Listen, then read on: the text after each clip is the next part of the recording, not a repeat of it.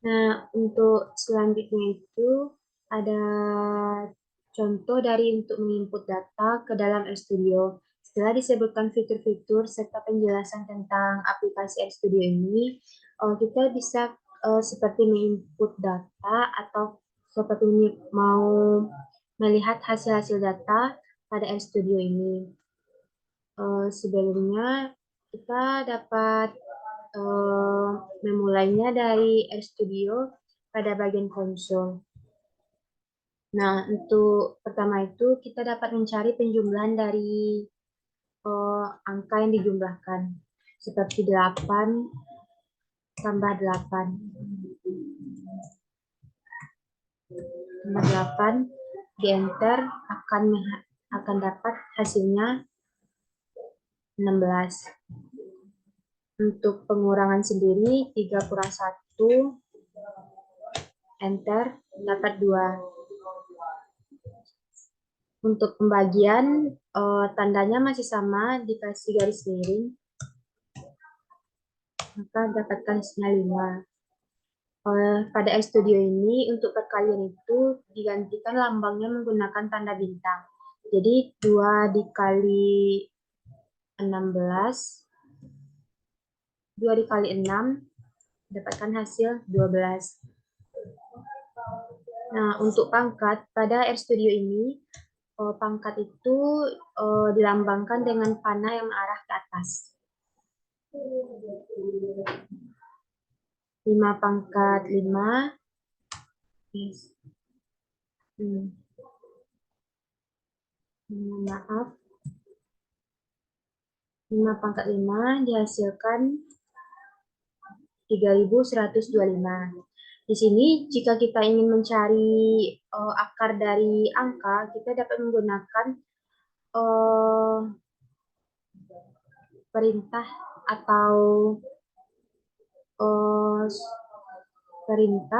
atau lambang dari SQRT dan inputkan angka ke dalamnya. Di sini untuk menginput angka itu kita harus menggunakan terlebih dahulu tanda kurung. Kalau tidak digunakan tanda kurung maka datanya akan error. Nah, akar dari 25 itu sendiri adalah 5. Untuk mencari logaritma juga begitu, menggunakan tanda kurung. Logaritma dari 144 adalah 4, sekian. Nah, di sini RStudio ini kita juga dapat mencari pengertian lainnya, seperti pengertian dari logaritma itu sendiri. Sebelum membuat pengertiannya itu, kita harus membuat tanda tanya sebanyak 2 buah pengertian dari logaritma.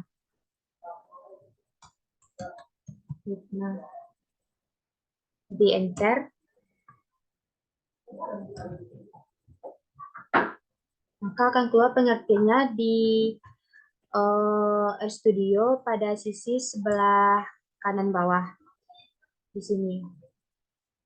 Pengertian dari logaritma itu sendiri. Nah, selanjutnya untuk mendapatkan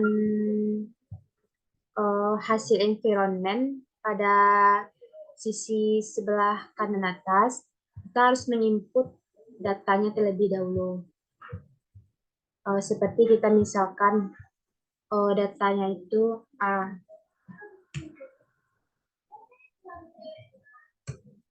A15.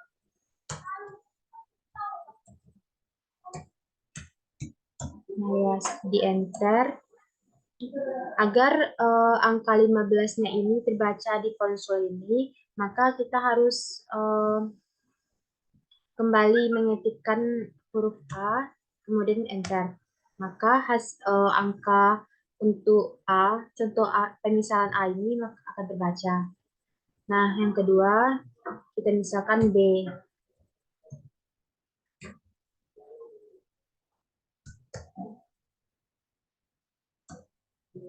Nah, terbaca untuk nilai B di environment-nya itu 20. Agar nilai B20 itu terbaca di konsol, maka kita juga harus mengetikkan B kembali di konsol dan kemudian enter dan terbaca 20. Nah, di sini kita juga dapat mengaplikasikannya atau mencontohkannya tuh untuk baju. Misalnya baju itu harganya 3.000.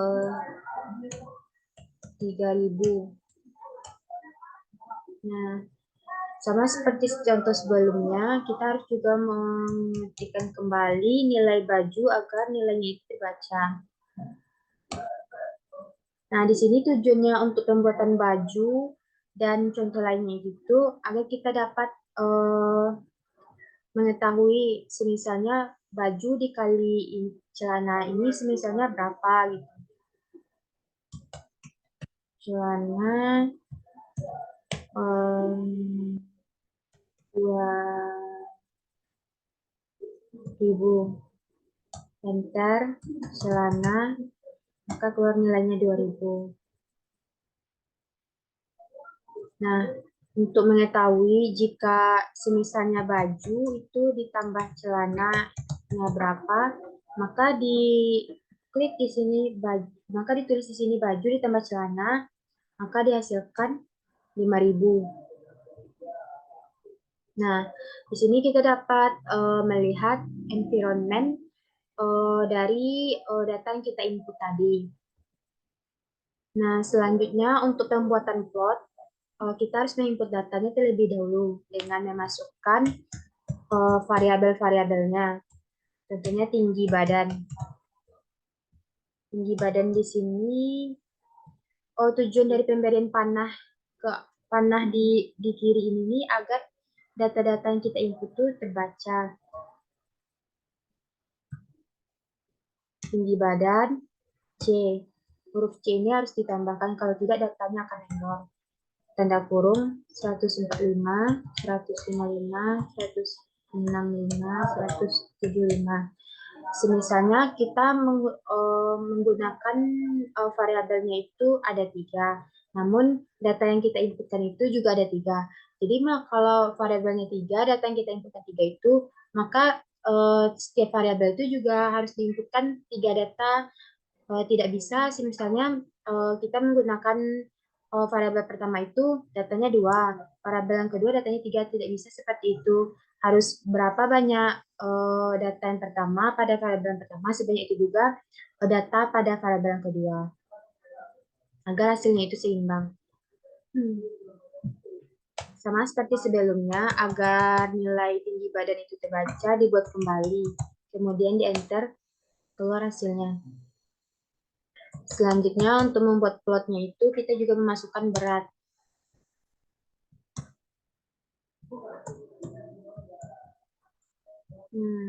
Berat. Untuk berat sini kita masukkan 45, 55, 65, 75. Kemudian di enter. Terjadi error karena di sini kita lupa menambahkan angka C-nya.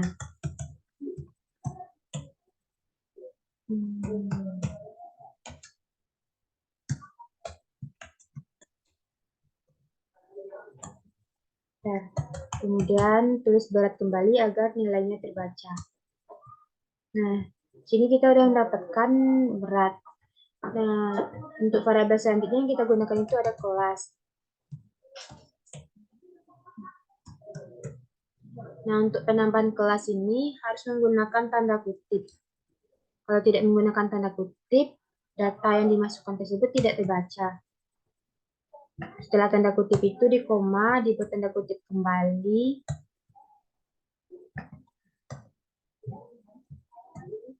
Sampai seterusnya.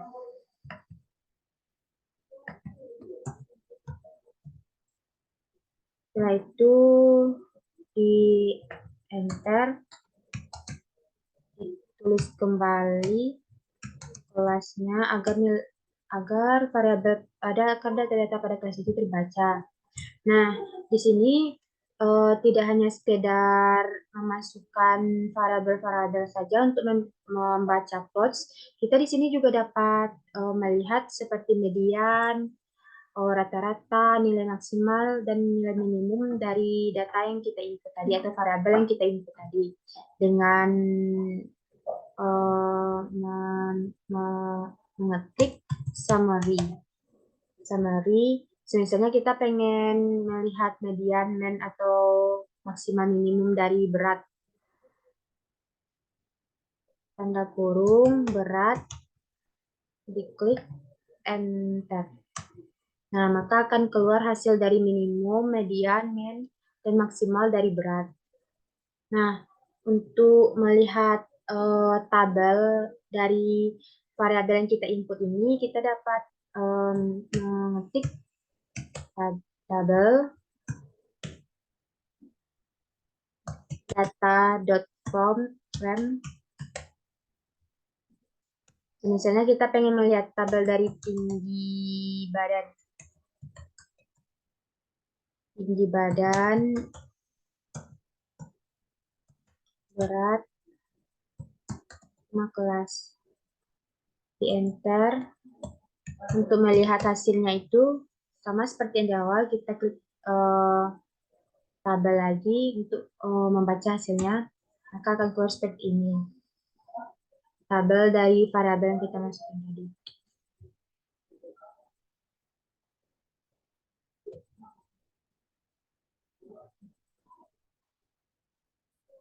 Nah, untuk melihat tabelnya itu secara per kolom, seperti misalnya tabel untuk berat itu kolom datanya apa saja, seperti 45, 55, 65, 75 itu kita dapat menggunakan perintah tabel dalar berat. Nah, maka akan keluar 45, 55, 65, 75. Nah, untuk melihat data dengan baris per kolom itu, kita dapat mengetik tabel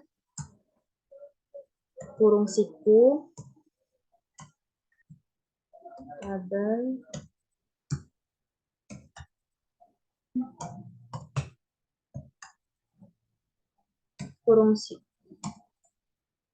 kurung siku, misalnya pada pada baris ketiga kolom pertama. Kolom pertama di kolom 1.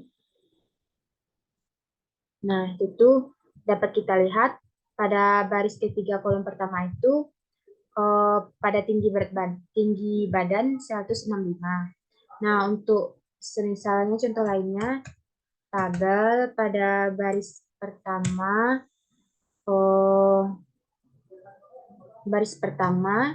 tapi pada baris pertama itu terdapat data apa saja. Tidak melihat kolom, cuma melihat baris saja, maka kita akan kosongkan pada bagian ini. Klik enter. Maka dihasilkan tinggi badan, berat, kelas seperti 145, 45A. Begitu seterusnya. Nah, di sini kita dapat membuat plot. Untuk membuat plot itu dengan mengetik plot tinggi badan, berat. Nah, diklik enter. Maka muncul plot dari tinggi badan dan berat. Untuk misalnya kita pengen mengganti tinggi badan di samping, berat di bawah, kita juga dapat mengetik plot berat, tinggi badan. Tinggal merubah letaknya saja. Nah, seperti ini. Nah, selanjutnya itu penggunaan untuk R-script. Kalau penggunaan untuk R-script ini, untuk membaca hasilnya itu dengan cara di run. Nah, seperti contoh, kita buat 5 ditambah 5. Di run. Didapatkan hasilnya 10. Untuk pada R-script ini, jika kita input datanya di sini, maka dia didapatkan hasilnya pada konsul berbeda dengan RStudio yang pada konsul ini. Di situ kita input data, di situ pula juga hasilnya akan keluar. Nah, selanjutnya ada 7 kurang 2 di run dapat 5. Nah, untuk selanjutnya itu ada 8. 8 dikali, untuk perkalian tadi kan lambangnya bintang. 8 dikali 2, 8 dikali 2, tanda pagar. Tanda pagar di sini bermaksud untuk, maksud dari tanda pagar di sini seperti membatasi hasil dari data yang kita input. Misalnya kita menginput data itu 8 kali 2, pagar 16 per 4. Namun hasil yang terbaca di konsol itu tetap hasil dari 8 kali 2. Seperti ini. 8 kali 2, pagar 16 bagi 4. Di run, dapatkan hasil uh, dapatkan hasil 16. Nah, di sini nih tanda pagar itu ibarat seperti tidak ada artinya.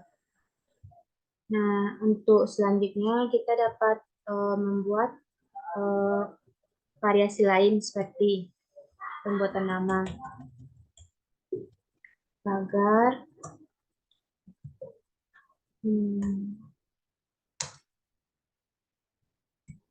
contohnya 1B.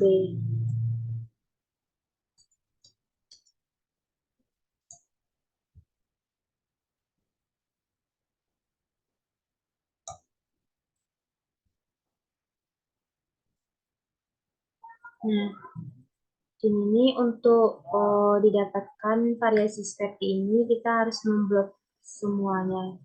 Kemudian di run. Maka akan muncul hasilnya seperti ini di konsol. Nah, mungkin sekian untuk contoh dari aplikasi RStudio. Um, um, untuk penjelasan tentang RStudio dari kelompok 1B. Dengan ini saya akhiri. Wassalamualaikum warahmatullahi wabarakatuh.